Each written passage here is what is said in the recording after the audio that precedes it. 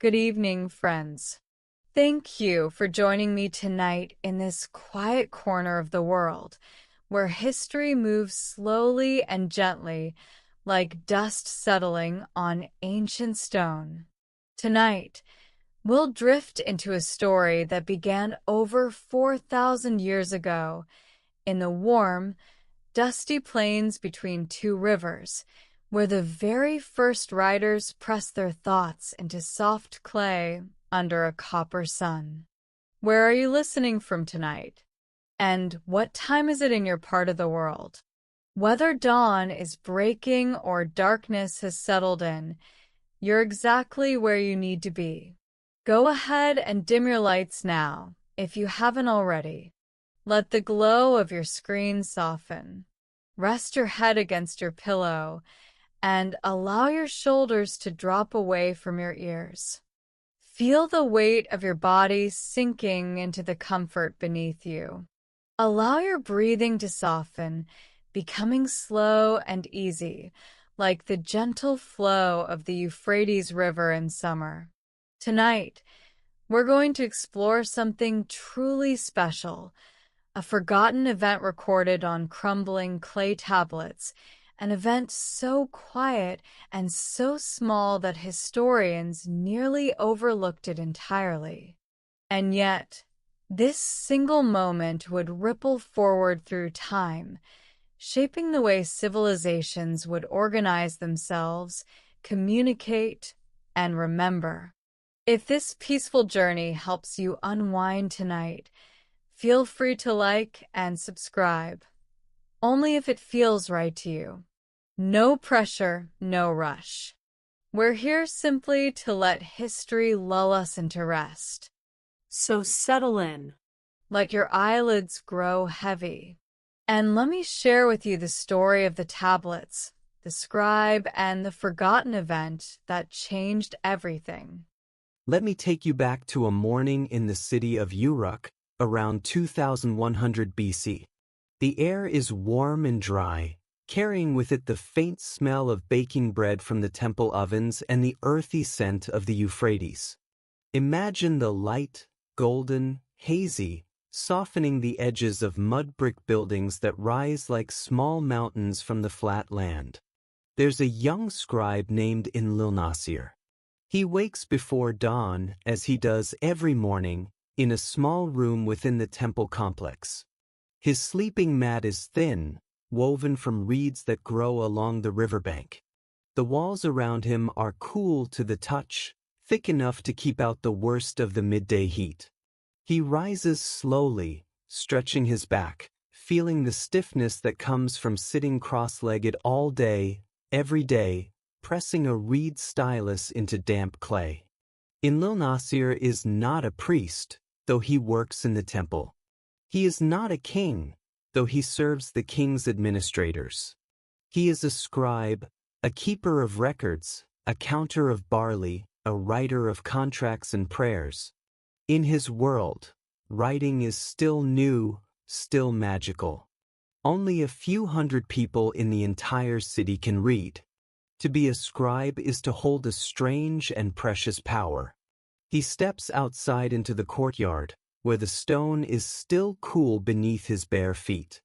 A servant has left a bowl of water for him, and he splashes his face, feeling the shock of it wake his skin.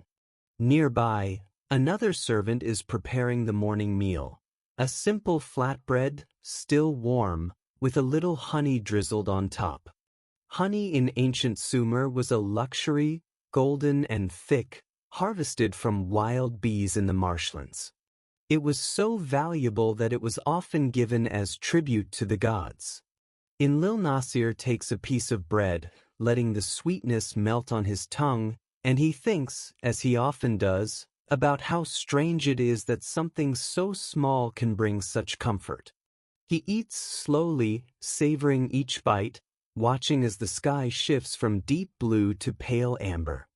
The city is waking around him. He can hear the distant bleating of goats, the soft shuffle of sandals on stone, the murmur of voices rising like smoke. After his meal, he makes his way to the scribal hall, a long, narrow room lined with wooden shelves. On these shelves rest hundreds of clay tablets, each one a record of something: grain deliveries, loans of silver, marriages, disputes over land. Some are small, no larger than your palm. Others are heavy, thick as your fist, inscribed with tiny wedge-shaped marks that take hours to write. Inlilnasir finds his place at a low table. In front of him is a lump of fresh clay, soft and cool, waiting to be shaped. He rolls it between his palms, pressing it into a flat rectangle, smooth as butter. His hands know this motion so well that he does not need to think. It is as natural as breathing.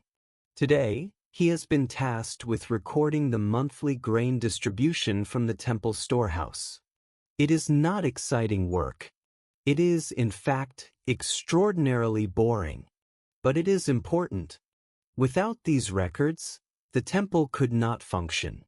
The workers would not be paid. The priests would not eat. The entire system would collapse like a sand dune in the wind. He dips his stylus, a sharpened reed, into a small dish of water, just enough to keep the tip from drying out. Then he begins to press into the clay. Each mark is deliberate, careful. A wedge here, a line there. The sound is soft, almost rhythmic, like the tapping of rain on a rooftop. There's something deeply soothing about this work, even though it is repetitive. The clay is forgiving. If he makes a mistake, he can smooth it over with his thumb and start again. The tablet will be left in the sun to dry, hardening into something permanent, something that will last for thousands of years. It's strange to think about, isn't it? That a mundane record of barley rations could outlast empires, cities, languages. As he works, Inlilnasir's mind wanders. He thinks about the flatbread he ate that morning, and how bread itself is a kind of record. Every culture he knows of makes bread in some form. The Sumerians make theirs from barley and emmer wheat. To the west, in the land of Canaan, they bake leavened loaves in clay ovens. To the east, in the Indus Valley, they grind their grain with stone and bake flatbreads on hot stones. Bread is older than writing, older than cities. It is one of the first things humans learned to make when they stopped wandering and began to settle. He pauses, stretching his fingers. The work is tiring, though it does not look like it. His wrist aches from the angle, and his eyes strain in the dim light. There are no windows in the scribal hall, only a narrow opening near the ceiling that lets in a shaft of sunlight. Dust floats in the light, slow and lazy, like tiny stars. On the shelf beside him, there is another tablet, one that is not his. It catches his eye because it is different, older, darker, its edges worn smooth. He is not supposed to touch it. It belongs to the head scribe, a man named Uarnemu, who is old and serious and rarely smiles. But curiosity tugs at Inlilnasir, gentle and persistent. He glances around. The hall is empty. Everyone else is at the morning prayers. He reaches for the tablet. It is heavier than he expects, dense and cool in his hands. He tilts it toward the light, squinting at the markings. They are older than the script he knows, the wedges less precise, more pictorial. He can make out a few signs: water, fish, barley, king. But there is something else, something he does not recognize. A series of marks repeated over and over, like a rhythm, like a chant. He feels a small thrill run through him, the same feeling he gets when he stands at the edge of the river at night and looks up at the stars. The feeling of standing at the edge of something vast and unknowable. He sets the tablet back carefully, exactly as he found it. His heart is beating a little faster now. He does not know it yet, but this moment, this small, quiet act of curiosity, will lead him to uncover something extraordinary. For now, though, he returns to his own work. the grain records, the barley rations, the slow, steady press of the stylus into clay. Outside, the sun climbs higher. The heat begins to settle over the city like a heavy blanket. Enlil Nasir finishes his tablet and sets it aside to dry. He stands, stretching his back, feeling his spine crack softly. He is hungry again. Lunch will be simple: a bit of salted fish, some onions, a cup of beer. Beer in ancient Sumer was thick and nutritious, made from barley and flavored with dates. It was drunk through a straw to filter out the sediment. Children drank it. Priests drank it. Even the gods, according to the hymns, enjoyed a good beer.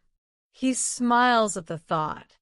Then he steps outside into the blinding light, letting the warmth soak into his skin, and he thinks again about the strange tablet, the one with the repeated marks. He wonders what it means. He wonders who wrote it and why. And as the afternoon stretches long and slow, as the city hums with the quiet business of living, Enlil Nasir begins to suspect that he has stumbled onto something much older, much deeper than a simple record of grain. Something that has been waiting, patient and silent, for someone to find it. Allow your breathing to slow now, soft and steady. Let your body sink a little deeper into the comfort around you. And as you drift, let your mind follow Enlil Nasir into the next part of his journey, where the mystery begins to unfold like a flower opening in the dark. The next morning arrives with the same golden light, the same dry warmth, the same smell of baking bread drifting through the temple courtyard. Enlil Nasir wakes early again, but this time his mind is already awake, already turning over the question of the strange tablet. He decides, as he eats his breakfast, a simple porridge made from barley, sweetened with a little fig paste, that he will ask Yuarnamu about it. Fig paste was a common sweetener in Sumer, made by mashing dried figs into a thick, sticky pulp. Figs grew abundantly along the riverbanks, and they were so important to the diet that the Sumerian word for sweetness was closely related to the word for figure. Funny how language holds these little pieces of life, isn't it? After his meal, Enlil Nasir makes his way back to the scribal hall. The air inside is cooler, almost damp, and it smells faintly of wet clay and dust. Yuarnamu is already there, bent over a tablet, his stylus moving with the slow precision of someone who has done this for 40 years. Enlil Nasir approaches quietly, respectfully. He clears his throat. Yuarnamu does not look up. Master. Enlil Nasir says softly, I have a question about one of the tablets on the shelf. Yuarnamu grunts. It is not quite a yes, but it is not quite a no either. Enlil Nasir takes it as permission. There is an old tablet, he continues, with markings I do not recognize. Repeated signs. I wondered what it records. Yuarnamu's hand stops moving. For a moment, there is only silence. Then, slowly, the old scribe sets down his stylus. He turns to look at Enlil Nasir, and there is something in his expression that Enlil Nasir cannot quite read. Not anger, not surprising. Something else. Something like sadness, or perhaps caution. You should not have touched that tablet, Yuarnamu says quietly. I did not mean. It does not matter. Yuarnamu waves a hand, dismissing the apology. You have seen it now. And perhaps it is time someone else knew. He stands, his joints creaking softly, and walks to the shelf. He retrieves the tablet and brings it back to the table, setting it down with care. In the better light, Enlil Nasir can see it more clearly now. The clay is darker, almost black, as if it had been baked in a fire hotter than usual. The edges are smooth, worn by time or by many hands. This tablet, Nama says, is older than this temple, older than this city even. It was found buried in the ruins of a building that collapsed during a flood many generations ago. No one knows who wrote it. No one knows what language it is. Enlil Nasir leans closer, his breath catching. The marks are strange, yes, but not entirely foreign. Some of them resemble the earliest forms of cuneiform, the pictographs that came before the wedge-shaped script he knows. But others are different, rounder, more flowing, almost decorative. What does it say? Enlil Nasir asks. Nama shakes his head. We do not know. Not fully. But there are clues. The repeated marks, those are numbers. A count of something. Days, perhaps. Or years. And these here, he points to a cluster of signs near the center.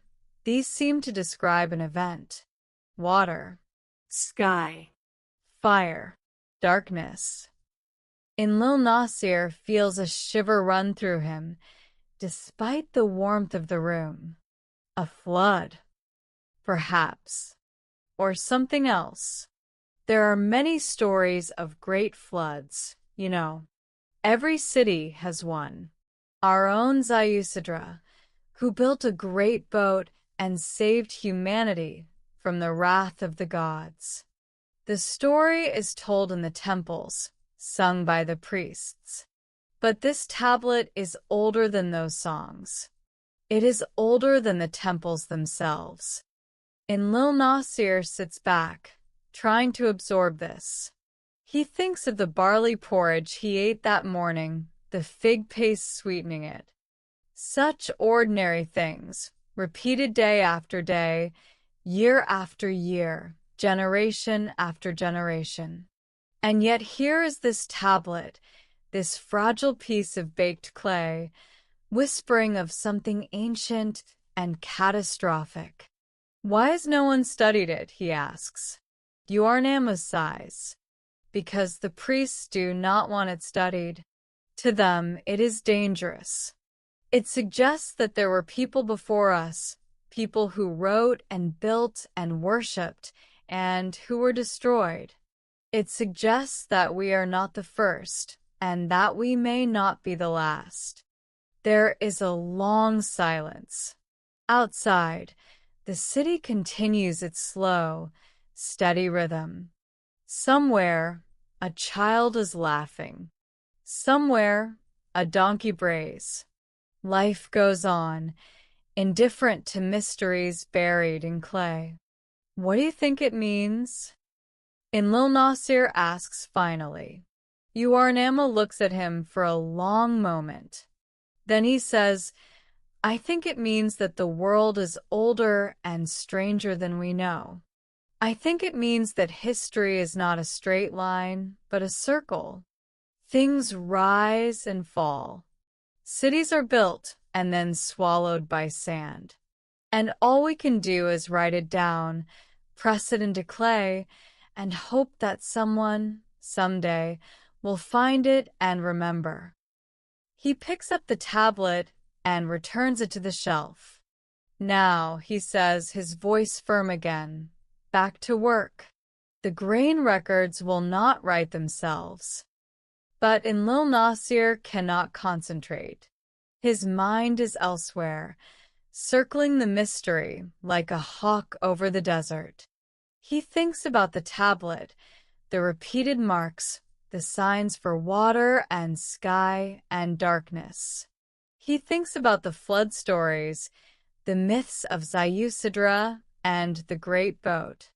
He wonders if those stories are just stories, or if they are echoes of something real, something that happened so long ago that only fragments remain. That evening, after his work is done, he walks along the banks of the Euphrates. The river is wide and slow here, its surface reflecting the colors of the sunset, gold and pink and deep violet. The water is cool when he dips his fingers into it, and it smells faintly of mud and reeds. He sits on a flat stone and watches the light fade. He has brought with him a small piece of bread, a little cheese made from goat's milk, and a handful of roasted chickpeas. Chickpeas were a staple in ancient Mesopotamia, grown in the fields alongside barley and lentils.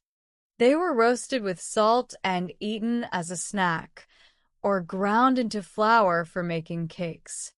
Simple, satisfying, nourishing.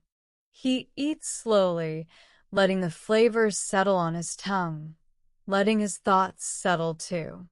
He thinks about Nama's words.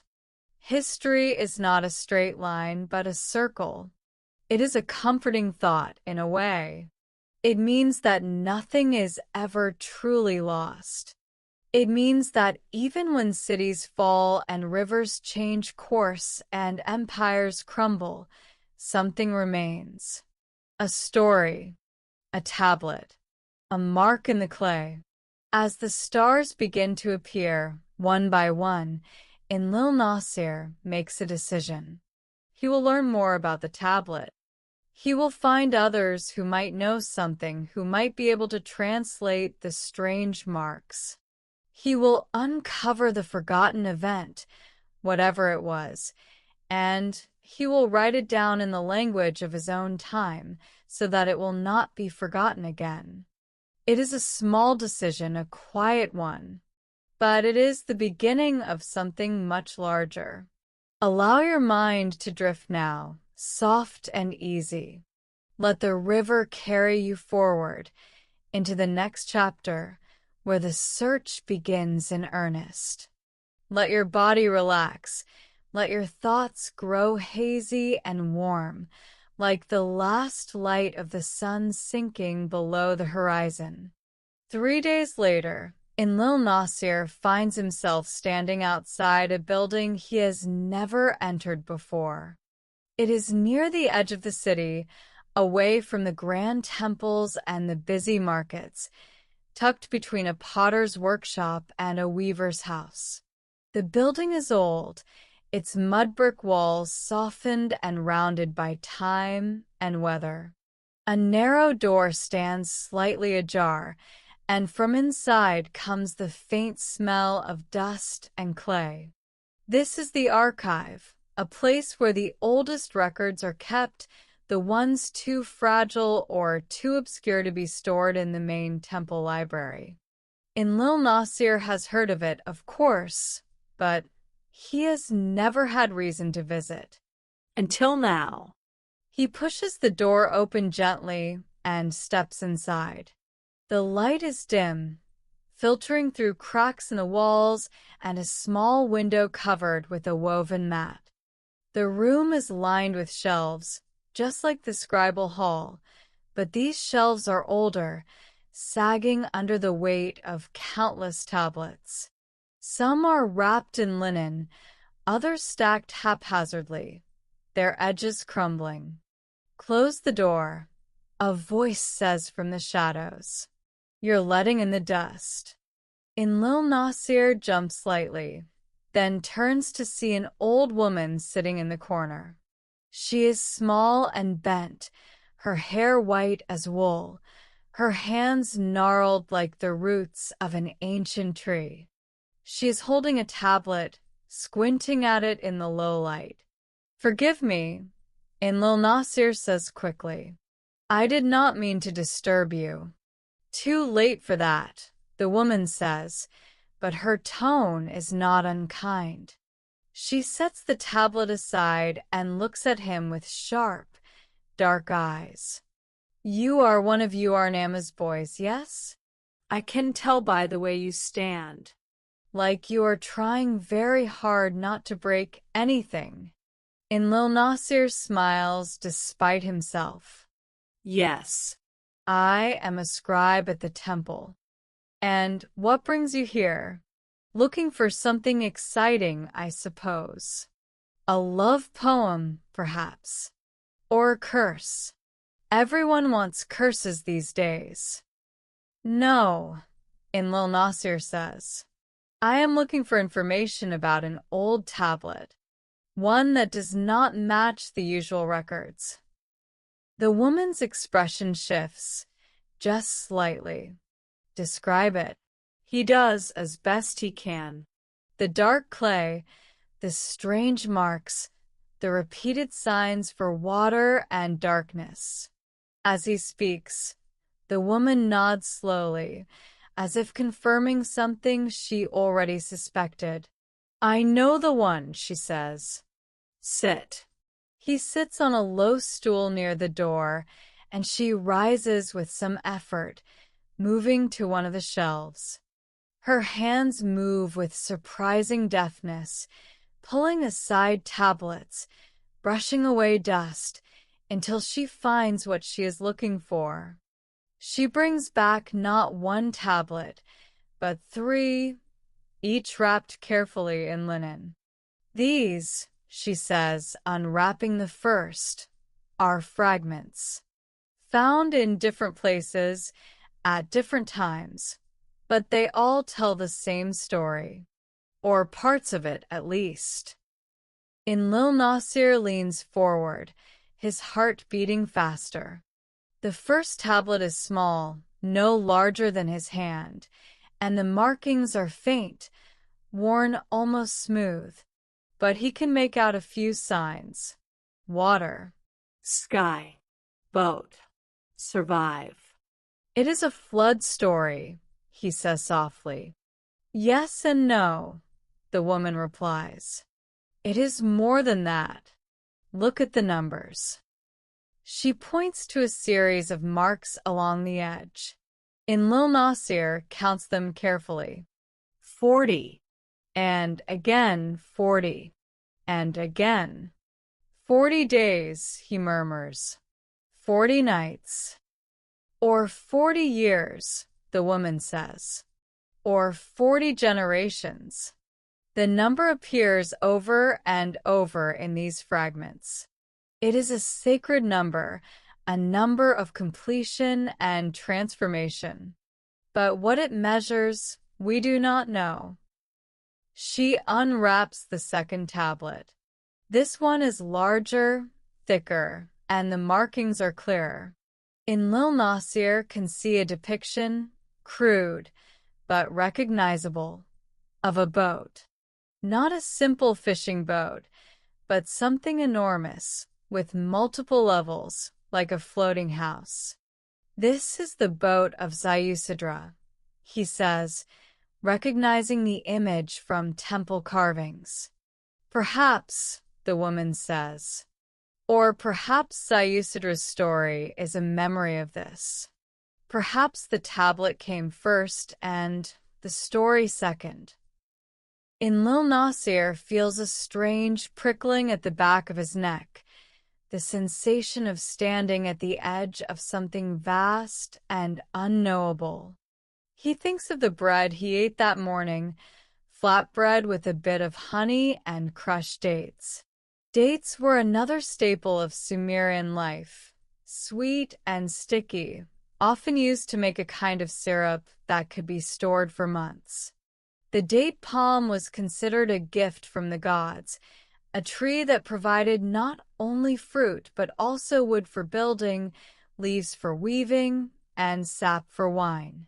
He thinks about how much of life is built on small, repeated things: bread, dates, water, clay, and how those small things become the foundation for everything else.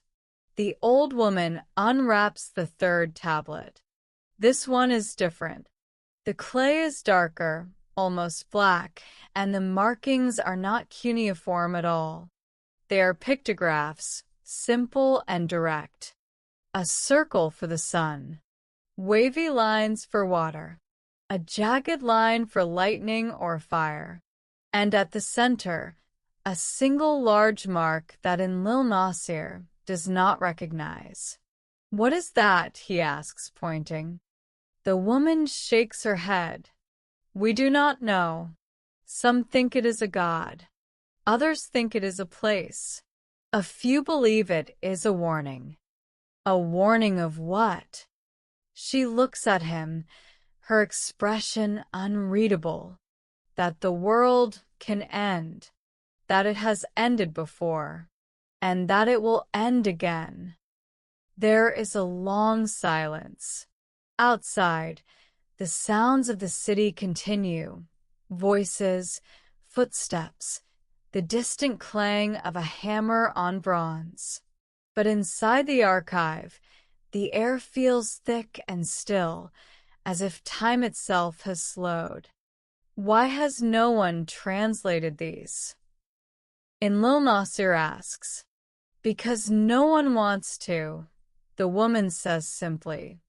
The priests prefer the stories they know, the stories that make sense. A great flood, a righteous man, a God who saves. Clean. Simple. But these tablets suggest something messier, something older, something that does not fit into the hymns and prayers. She wraps the tablets again, carefully, and returns them to the shelf. But you are not content with the stories they tell in the temple, are you? And Lil Nasir hesitates, then shakes his head. No. I want to know what really happened. The woman smiles, a small, sad smile. Then you are braver than most, or more foolish, perhaps both. She returns to her seat in the corner and picks up the tablet she was reading before. "Come back in 3 days," she says. "I will see what else I can find." And Lil Nasir stands, bowing slightly. "Thank you." "Do not thank me yet," she says. "You may not like what you discover." He leaves the archive and steps back into the bright afternoon light. The sun is high and hot, and the air smells of dust and animal dung and cooking fires. He walks slowly, letting his mind turn over what he has learned. The fragments, the numbers, the boat, the warning. He stops at a small food stall and buys a cup of lentil stew, thick and savory, flavored with onions and garlic. Lentils were one of the oldest cultivated crops in Mesopotamia, grown alongside barley and wheat. They were cheap, filling, and could be stored for years without spoiling. He eats standing up, watching the people move past him, merchants and laborers and children chasing a stray dog. Life, ordinary and endless, flowing like the river. And yet beneath it all, hidden in the clay and the dust, is something else. A memory, a truth, a forgotten event that shaped everything. He finishes his stew and wipes his mouth with the back of his hand. Then he turns and begins the long walk back to the temple, his mind already racing ahead to the next step, the next question, the next piece of the puzzle. Let your thoughts drift now, soft and slow. Let your body sink deeper into rest. And as you drift, let the story carry you forward into the next chapter, where the pieces begin to come together like fragments of a broken pot, slowly revealing the whole. When Lil Nasir returns to the temple that evening, he finds a message waiting for him. It is written on a small clay tablet, pressed quickly, the marks uneven. It is from one of the senior priests, a man named Lugalmager, summoning him to the inner sanctum. Immediately, Enlil Nasir's stomach tightens. He has never been summoned to the inner sanctum before. That is a place reserved for high priests and visiting dignitaries, a place where the most important rituals are performed. He washes his hands and face quickly, changes into a cleaner robe, and makes his way through the temple complex.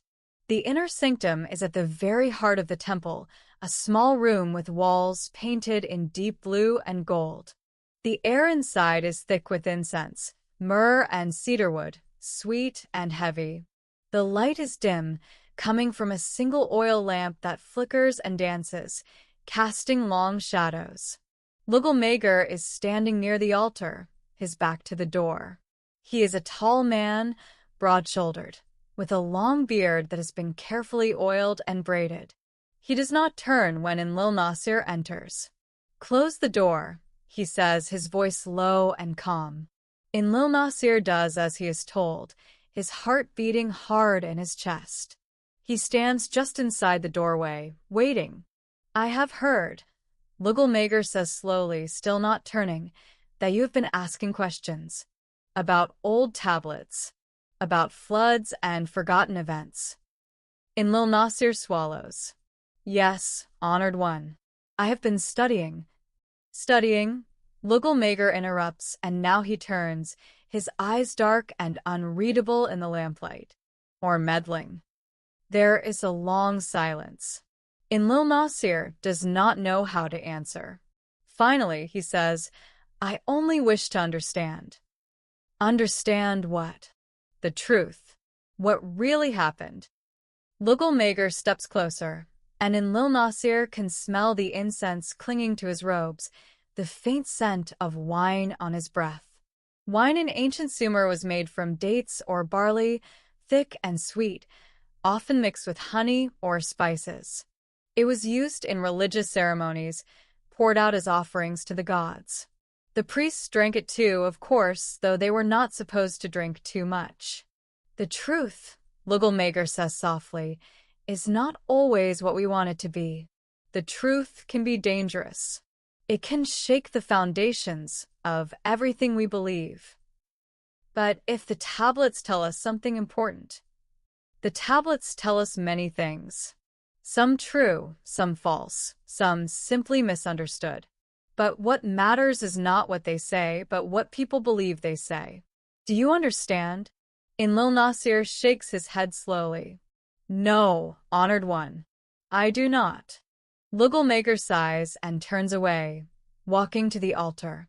On it sits a small figurine, carved from stone, depicting a god with the body of a man and the head of a bull. The people come to this temple because they believe the gods will protect them. They believe that if they offer the right prayers, the right sacrifices, the world will remain stable, predictable, safe. He picks up the figurine, turning it over in his hands. "But if we tell them that the world has ended before, that entire civilizations have been swallowed by water and fire, that even the gods could not stop it, what then? What happens to their faith, their hope?" Enlil Nasir opens his mouth, then closes it again. He has no answer. "I will tell you what happens," Lugalmager continues. "They lose hope. They stop working. They stop building. They stop believing that anything they do matters. And the city falls apart, not because of a flood, but because of fear." He sets the figurine back on the altar, carefully, as if it is very fragile. "So we tell them the stories they need to hear. The flood came because of sin. The gods saved one righteous man. The lesson is clear. Be good, be obedient, and you'll be saved." Simple. Clean. Hopeful. But what if it is not true? Enlil Nasir asks quietly. Lugalmager looks at him for a long moment. Then he says, "What is truth, scribe? Is it what happened, or is it what we need to believe happened?" Enlil Nasir does not know how to answer that. He thinks of the old woman in the archive, of the fragments wrapped in linen, of the strange dark tablet with its repeated marks. He thinks of the bread and cheese he ate by the river, the simple, solid reality of it. Truth should be like that, he thinks. Solid. Real. Something you can hold in your hand. But Lugalmager is speaking again. I am not forbidding you from studying the tablets, he says. I am simply asking you to be careful, to think about the consequences of what you might discover, and to remember that knowledge is not always a gift. Sometimes it is a burden. He walks to the door and opens it, letting in a gust of cooler air. You may go. Lil Nasir bows and steps out into the courtyard. The sun has set, and the sky is a deep, velvety blue, scattered with stars. He stands there for a long time, breathing slowly, letting his heart settle. He understands what Lugalmager is saying. He understands the fear behind it. But he also understands that he cannot stop now. The mystery has taken hold of him, gentle but insistent, like a vine growing through stone. That night, he lies on his sleeping mat, unable to rest. His mind turns over the priest's words, the old woman's warnings, the fragments of the story scattered across time.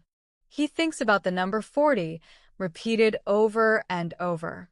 40 days, 40 nights, 40 years. What does it mean? He thinks about the food he ate that day. A piece of roasted lamb, seasoned with cumin and coriander, served with a soft barley cake.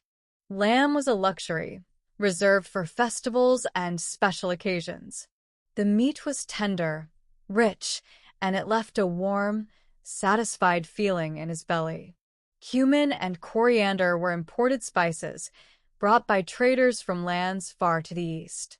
They were expensive, precious, and their flavors spoke of distant places, of mountains and deserts and cities he would never see. He wonders if the people who wrote the first tablets, the ones in the strange script, ate lamb and barley cakes. He wonders if they looked up at the same stars, asked the same questions, felt the same quiet fear of being forgotten. Eventually, he sleeps, and in his sleep, he dreams of water. Not the slow, peaceful Euphrates, but a vast, churning flood, dark and unstoppable, swallowing everything in its path. He dreams of a boat, rising on the waves, and a single light flickering inside it, small and fragile, and impossibly stubborn. When he wakes, the dream lingers, heavy and vivid, like the scent of incense clinging to cloth. Allow your body to relax now, soft and heavy. Let the story carry you forward, gentle as the current of a river. Let your breathing slow, deep and even, as you drift into the next chapter, where the mystery deepens and the pieces of the puzzle begin to click into place. 3 days pass, slow and quiet, filled with the ordinary rhythms of work. Lil Nasir writes his grain records, eats his meals, watches the light shift across the temple courtyard. But his mind is always elsewhere, circling the mystery, waiting. On the morning of the 4th day, he returns to the archive. The old woman is there, as always, sitting in her corner, surrounded by tablets. When she sees him, she nods and gestures for him to sit. I have found something, she says. It is not much, but it may help. She unwraps a tablet, a new one, or rather, an old one that Lil Nasir has not seen before.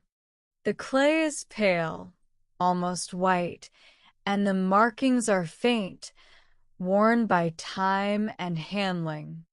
But they are legible, just barely. This, she says, is a fragment of a king list. Do you know what that is? Lil Nasir nods. King lists were common in Sumer, long records of rulers and their reigns, stretching back through generations. They were used to establish legitimacy, to prove that a king's authority came from the gods and from history. This particular list, the woman continues, is unusual. It divides history into two parts, before the flood and after. Before the flood, the kings are said to have ruled for impossibly long lifetimes, thousands of years, even tens of thousands. After the flood, the lifetimes become normal, human. She points to a section of the tablet. Here.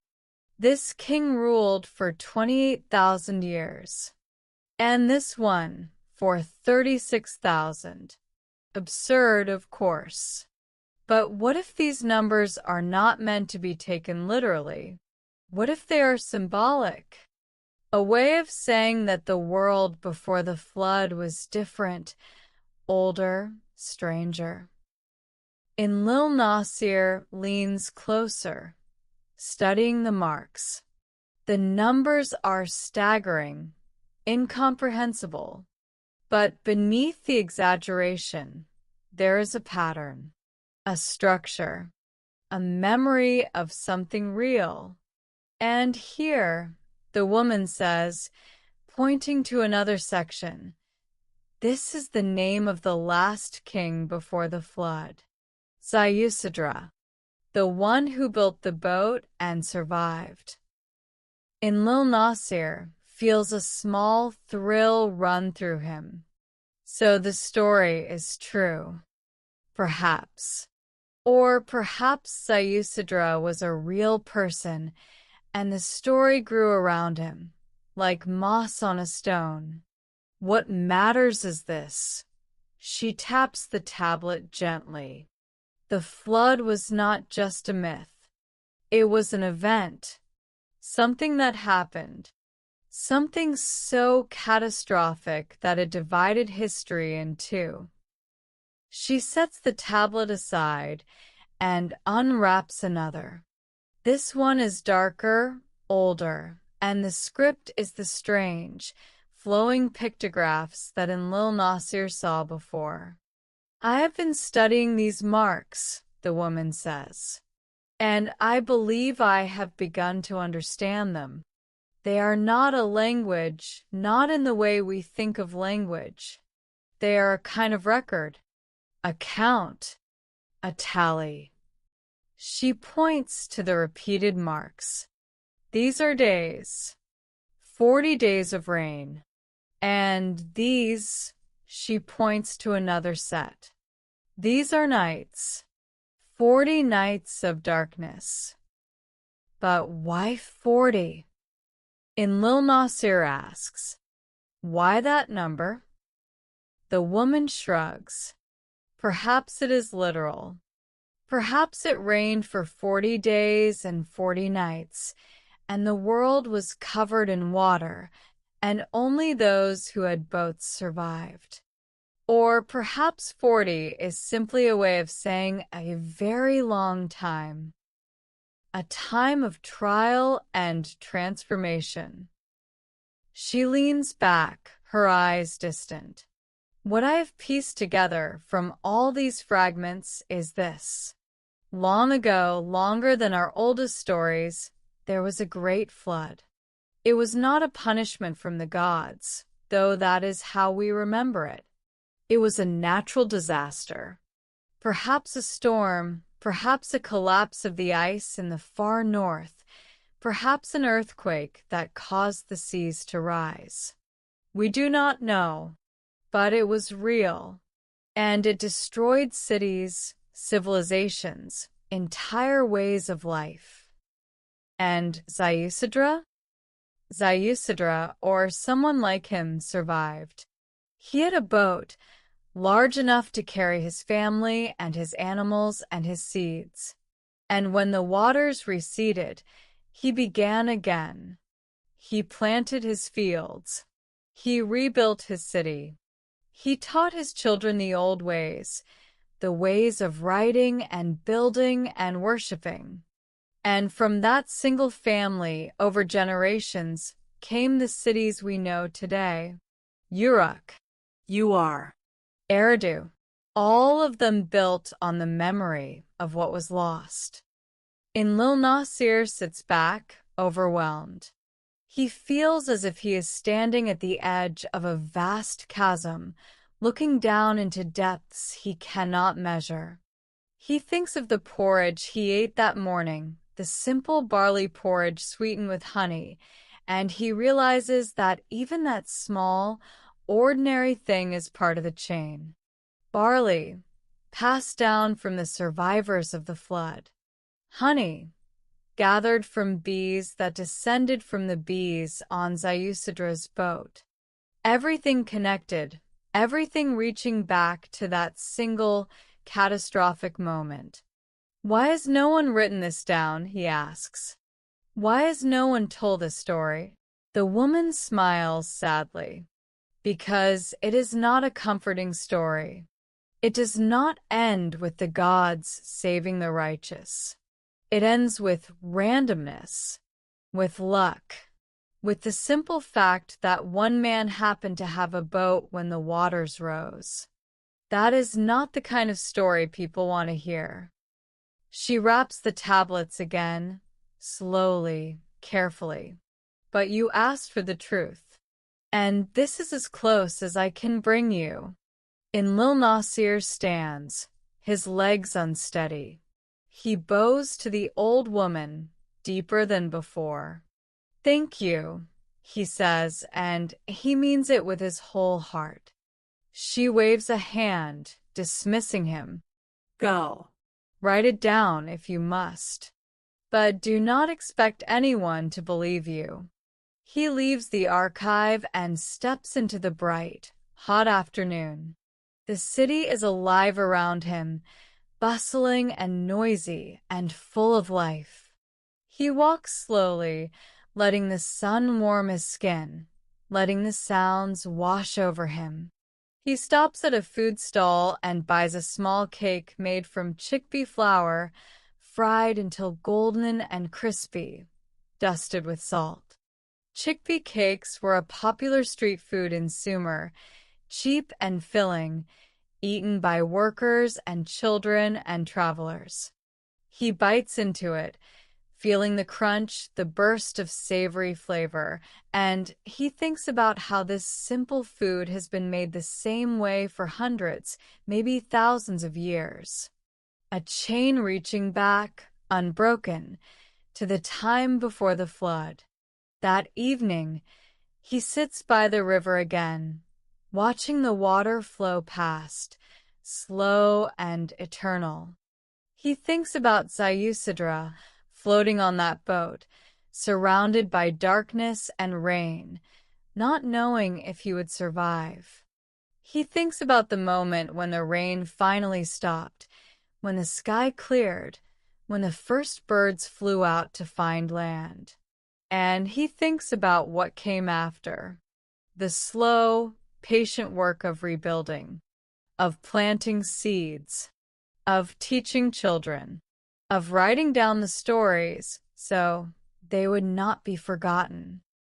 He takes out a small lump of clay that he brought with him and a stylus, and in the fading light, he begins to write. Not a grain record, not a contract, but a story. The story of the flood. The story of the forgotten event that shaped all civilizations. He writes slowly, carefully, pressing each mark deep into the clay. And when he is finished, he sets the tablet aside to dry, and he watches as the stars begin to appear, one by one, in the darkening sky. Let your mind rest now, soft and easy. Let your body sink deeper into comfort. And as you drift, let the story carry you gently forward into the final chapter where the mystery finds its resolution and the circle closes. Weeks pass. The tablet that Enlil Nasir wrote by the riverbank has dried and hardened, and he has placed it on a shelf in the scribal hall, among the grain records and the contracts and the prayers. It looks ordinary, unremarkable, just another piece of clay. But he knows what it holds. He knows the story it tells. He does not show it to Yuarnamu. He does not show it to Lugalmager. He simply leaves it there, waiting, patient, for someone to find it. Maybe in a year. Maybe in 100 years. Maybe in 1,000. Life in the temple continues as it always has. The grain is counted. The workers are paid. The priests sing their hymns. The river flows, slow and steady, carrying silt and reeds and the occasional fish. Enlil Nasir eats his meals, simple and satisfying. Flat bread with olive oil, a delicacy in Sumer, pressed from olives grown in the distant hills. Olives were rare and precious, a luxury reserved for the wealthy and the temples. The oil was golden and rich, with a flavor that lingered on the tongue. He eats slowly, savoring it, thinking about how this oil, like the barley and the honey and the salt, is part of a chain that reaches back through time. One afternoon, he is summoned again, but this time not by the priest. This time, it is the old woman from the archive. She sends a boy with a message, asking him to come. When he arrives, she is sitting in her usual corner, but she looks different. Smaller, somehow. Frilier. She gestures for him to sit, and he does quietly. "I am dying," she says, matter-of-factly. "Not today, perhaps not tomorrow, but soon." Enlil Nasir does not know what to say. He simply nods. "I have spent my whole life in this archive," she continues, reading the tablets, trying to understand. "And I have learned one thing above all else. The past is not gone. It is here in the clay, in the words, in the stories we tell. And as long as someone remembers, as long as someone writes it down, it will never truly be lost." She reaches beneath her robe and pulls out a small tablet, wrapped in linen. She holds it out to him. "This is for you. It is the last fragment, the one I did not show you before." Enlil Nasir takes it carefully, unwrapping the linen. The tablet is tiny, no larger than his palm, and the markings are so faint that he has to hold it up to the light to see them. But when he does, his breath catches. It is a picture. Not words, not numbers, but a simple drawing etched into the clay. A boat, floating on waves. And inside the boat, a single figure, arms raised, as if in prayer or in triumph. "Zayisidra," Enlil Nasir whispers. "Or whoever he was," the woman says. "It does not matter. What matters is that someone remembered. Someone carved this thousands of years ago, and someone else found it, and someone else kept it safe. And now you have it." She leans back, closing her eyes. "Keep the story alive, scribe. Write it down. Tell it. Pass it on. That is all we can do." Enlil Nasir sits there for a long time, holding the tablet, feeling its weight in his hands. When he finally looks up, the old woman has fallen asleep, her breathing slow and soft. He leaves the archive quietly, stepping out into the golden afternoon light. The city is busy, alive, full of noise and movement. He walks through the streets, past the markets and the workshops, past the children playing and the merchants haggling, and he feels a strange, quiet peace settle over him. He returns to the temple and finds a quiet corner of the courtyard. He sits down, cross-legged, and he takes out a fresh lump of clay. He begins to shape it, smoothing it into a rectangle, just like always. And then, with his stylus, he begins to write.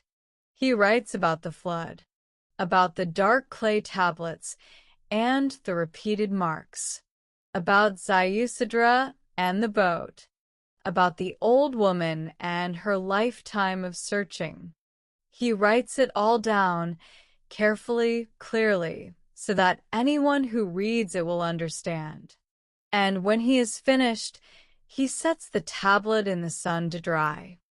He does not know if anyone will ever read it. He does not know if it will survive the years, the floods, the wars, the slow erosion of time. But he has done what he can. He has written it down. He has pressed it into clay. He has given it a chance. That evening, he eats a final meal, a bowl of lentil soup, thick and warm, flavored with garlic and coriander. Lentils, the oldest crop, the humblest food, the one that sustained humanity through the darkest times. He eats slowly, tasting each spoonful, thinking about all the people who have eaten this same soup, generation after generation, stretching back to the time before memory. And then he lies down on his sleeping mat, and he closes his eyes, and he listens to the sounds of the temple settling into night. The soft crackle of a distant fire, the murmur of voices, the rustle of the wind through the reeds.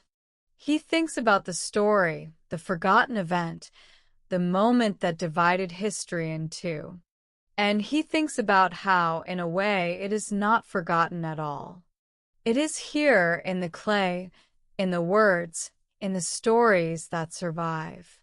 It is in every flood story ever told, every myth of destruction and renewal, every tale of one person who survives against impossible odds.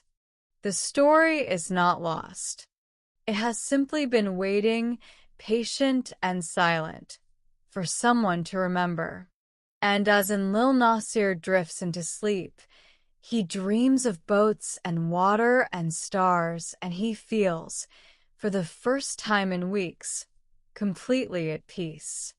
And so, dear friends, we have come to the end of our journey through the warm, dusty plains of ancient Sumer, through the scribal halls and the archives, through the fragments of clay that hold the memory of a forgotten event.